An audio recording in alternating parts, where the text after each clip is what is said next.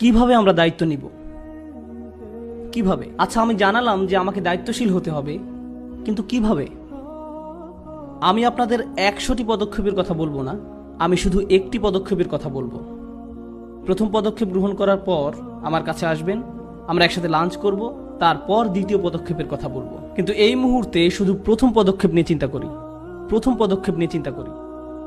কখন রাসূলুল্লাহ সাল্লাল্লাহু আলাইহি সাল্লাম নবুয়ত পান? কত বছর বয়সে? 40 বছর বয়সে। 40 বছর বয়সে তিনি দাওয়াত দেওয়ার কাজ শুরু করেন। ঠিক, তিনি দাওয়াত দেওয়া শুরু করেন। এখন এর পূর্বে কি তিনি মক্কায় বসবাস করেছিলেন? হ্যাঁ। মানুষ কি এর পূর্বে তাকে চিনতেন? তারা তাকে কি নামে ডাকতেন? তারা তাকে কিছু সুন্দর নামে ডাকতেন। কি কি সুন্দর নাম ছিল সেগুলো? আস-সাদিক, আল আমিন। 40 বছর বয়সের পূর্বে তিনি কি কখনো তাদেরকে ইসলামের কথা বলেছিলেন? না। তিনি তাদের সাথে ব্যবসা করেছিলেন, তিনি তাদের মাঝে বসবাস করেছিলেন, তাদের প্রতিবেশী ছিলেন, তাদের বন্ধু ছিলেন, তিনি তাদের সাথে খাবার খেয়েছিলেন, তিনি তাদের সাথে প্রতিদিন কথা বলতেন, তাদের সাহায্য করতেন, দান খয়রাত করতেন, তিনি তাদের সাথে এমন আচরণ করতেন। 40 বছর ধরে তারা শুধু আস-সাদিক এবং আল আমিনকে চিনত। তারা জানতো যে আমাদের গোটা সমাজে একজন মানুষই সবচেয়ে বেশি দায়িত্ববান। কে ছিলেন তিনি? মুহাম্মদ। তারা তখনও তাকে রাসূলুল্লাহ সাল্লাল্লাহু আলাইহি সাল্লাম বলে জানতো না। এখন এটাই আপনার প্রথম পদক্ষেপ। উম্মার একজন সদস্য হিসেবে আমার আপনার দায়িত্ব হলো আমাদেরকে রাসূলুল্লাহ সাল্লাল্লাহু আলাইহি সাল্লামের চরিত্র প্রদর্শন করতে হবে সমগ্র বিশ্বকে। আর তা হলো আস-সাদিক এবং আল আমিন। তাই যখন তারা একজন মুসলিম সম্পর্কে চিন্তা করবে, তারা একজন সৎ মানুষ সম্পর্কে চিন্তা করবে। তারা এমন একজন সম্পর্কে চিন্তা করবে যাকে তারা বিশ্বাস করতে পারে। বর্তমানে পরিস্থিতি এত খারাপ যে আমরা নিজেরাই একে অন্যকে বিশ্বাস করতে পারি না। এমনকি আমরা নিজেরাই একে অন্যকে বিশ্বাস করতে পারি না। আমরা মিথ্যা বলি, আমরা প্রতারণা করি, আমরা ব্যবসার ক্ষেত্রে মিথ্যা বলি এবং ঠকাই, আমরা আমাদের পরিবারে মিথ্যা বলি, আমরা আমাদের উত্তরাধিকার আইন প্রয়োগের ক্ষেত্রে মিথ্যা বলি, আমরা আমাদের কাজের ক্ষেত্রে মিথ্যা বলি, আমরা আমাদের ট্যাক্স ফর্ম পূরণ করার সময় মিথ্যা বলি এবং ফাঁকি দেই। সুযোগ পেলেই আমরা মিথ্যা বলি এবং প্রতারণা করি। উদাহরণস্বরূপ, যে লোক কাপড়ের দোকানে কাজ করে, যেখানে মহিলারা কাপড় কিনতে আসে, কিভাবে আমরা সমগ্র বিশ্বের জন্য সত্যবাদী এবং বিশ্বাসী হব? সে বলে আমাকে 100 টাকা বিক্রি করতে হবে, কারণ এটা আমি 99 টাকায় কিনেছি, আমি শুধু 1 টাকা লাভ করব।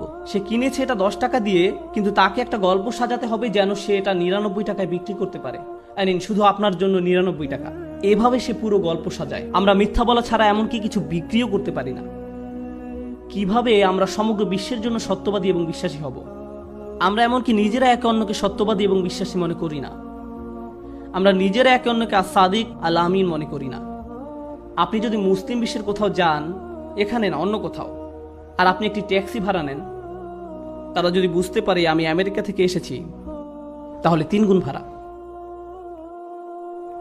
কেন 3 গুণ ভাড়া? এটা কি আমানত হলো?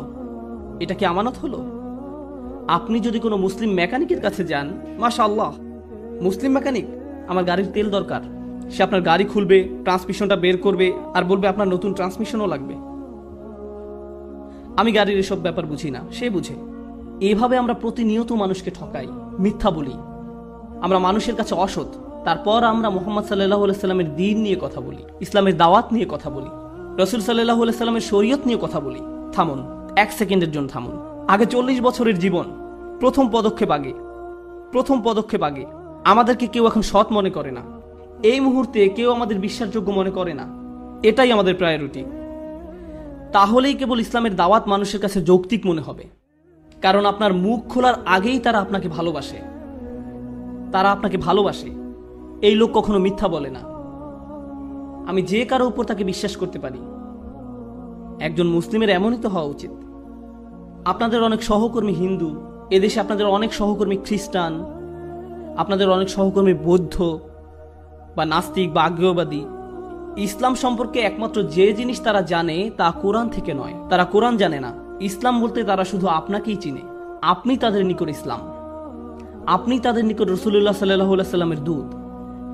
তাই যখন আপনি আপনার সহকর্মীকে বলেন আমি 5 মিনিটের মধ্যে আসছি, 5 মিনিট মানে আজকে যে কোনো সময় হতে পারে, এর চেয়ে সেরাটা হলো আপনি এখনো বাসা থেকে বেরই হননি, তারা ফোন করে আর জিজ্ঞেস করে কোথায় আপনি। ও আমি রাস্তায়। আপনি রাস্তায় না, আপনি এখনো দাঁতও ব্রাশ করেননি। এর চেয়ে সেরাটা হলো আপনি এখনো বাসা থেকে বেরই হননি, আপনি 3 ঘন্টার দূরত্বে অবস্থান করছেন। কেউ ফোন করে বলে ভাই আপনি কি আসছেন, আপনি জবাব দিন এই 10 মিনিটের মধ্যে আসছি। 3 ঘন্টার জায়গায় 10 মিনিট। আরে ভাই আপনি তো হেলিকপ্টারে চড়ে আসছেন না, আপনি গাড়িতে। সততা অবলম্বন করুন। ছোট ছোট বিষয়ে যদি আমরা সৎ হতে না পারি, তাহলে নিশ্চিতভাবে বলা যায় যে বড় বিষয়ে আমরা সৎ হতে পারবো না।